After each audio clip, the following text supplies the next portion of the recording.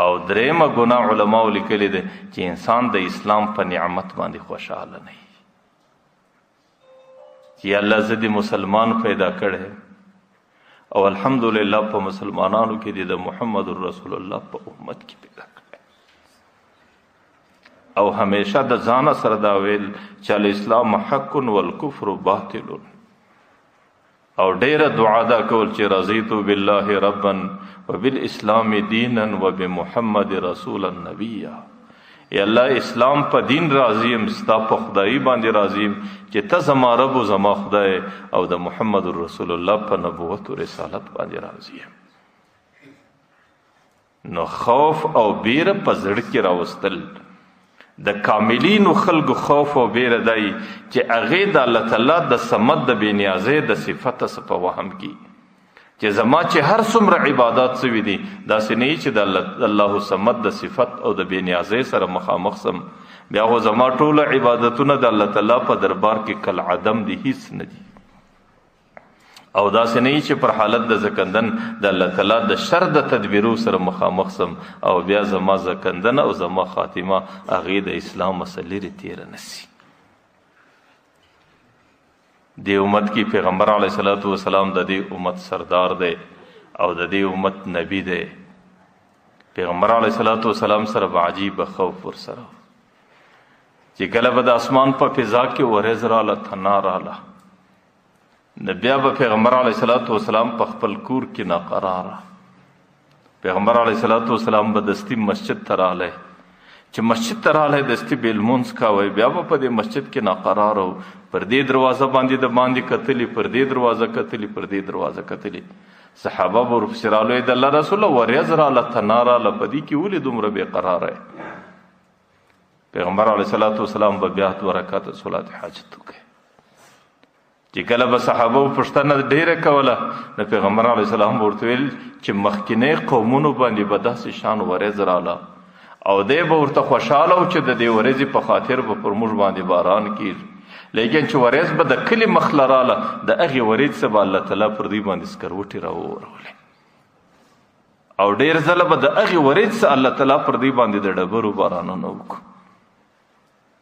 نو زما سره دا خطره او زما سره دا بیره نه معلوم چې الله تعالی ورځ په کومه اراده پر موږ باندې راولي چې کله به ورځ راله بیا به صحابه کرام ټول مسجد نبوي کې راجمع کېدو او بیا به هغې صلات حاجت او لمنځونه کول او بیا به هغې د الله تعالی د عذاب څخه پناه غوښتله او چې کله به هغه ورځ تر هغې وخته پورې به کور ته نه تلو چې هغه ورځ به تېره سوې نه او چې کله به د هغه ورځ څه باران وسلو نو بیا به پیغمبر علیه الصلاۃ والسلام په ډېر خوشحاله شکل او په ډېر ښایسته شکل او ډېر د آرام او د سکون او د راحت په شکل د مسجد نبوي صدر خپله کور پرې ولاړی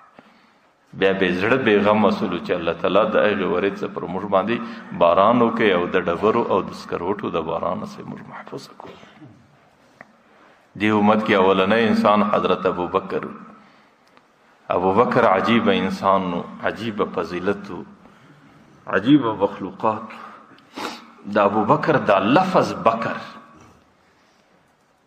دی ماده کې عربي کې 3 لفظ دي بی د کاف د ری ده بکر عربي لفظ ده بکر اول شته ویل کېږي په عربي کې په کال کې چې کومه میوه اولنۍ راښکاره سي هغې ته بکور ویل کېږي د ورځې ابتدا حصه چې کله لمر راښکاره سي دې ته بکر ویل کېږي او ستاسو د مخه بې ادبي معاف چې کومه زنانه حالت د بلوغ ته ورسیږي او دې خاوند لا نه یې لیدلی دې ته باکره ویل کېږي او حضرت ابوبکر رضی الله عنه په دې لفظ کې بکر د دې معنا دا و چې د اسلام اولنۍ رڼا الله تعالی دې خلکو دې سړي ته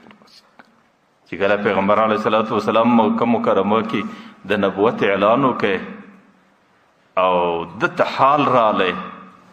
او دی چې کله ورله رالی روایتو کې راځي فعانقه پیغمبر په دې جګر پورې ونیوی وقبل بین عینیه پر دې سترګو په مابین کې مچ کړي او دا ورته چې زما به ټوله زندگی ستا په معاونت کې تېرې شي او پیغمبر علیه الصلاۃ والسلام به د متعلق ویل ول زب په زندگی کې د هر چا احسانات ورکم لیکن د ابوبکر د ذات احسان زنه سم ورکولای دا بدر قیامت پورې رسیږي د ابوبکر د احسانات عوض او بدله به الله تعالی د قیامت په میدان کې ورکړي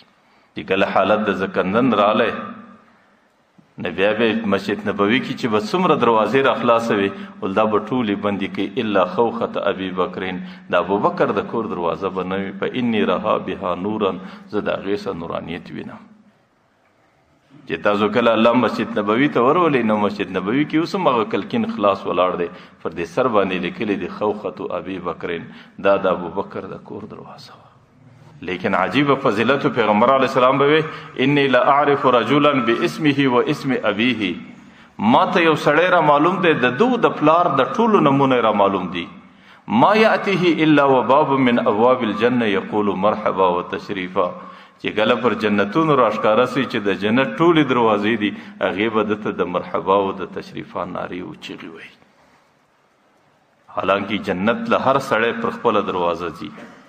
لمونځګزاران پر خپله دروازه ځي او روژاتیان پر خپله دروازه ځي مجاهدین پر خپله دروازه ځي او نور عبادات والا د پر خپلې دروازې ټاکلې دي په جنت کې یو د بل پر دروازه باندې تللی نسی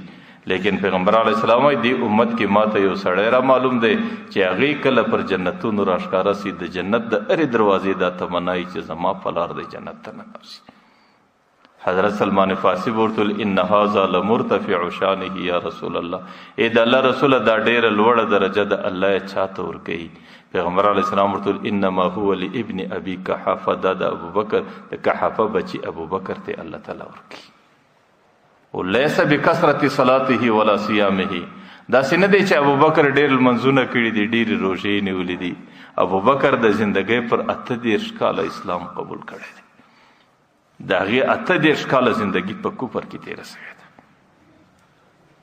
لیس بکثرت صلاته ولا صیامه دا ځای نه دی چې د هغې لمنځونه ډېرو روژې دی بل لما قر فی قلبه من الایمان چې ابوبکر ته الله تعالی څومره مضبوطه ایمان ورکړی د هغې په خاطر به الله تعالی دغه درجه ورکړي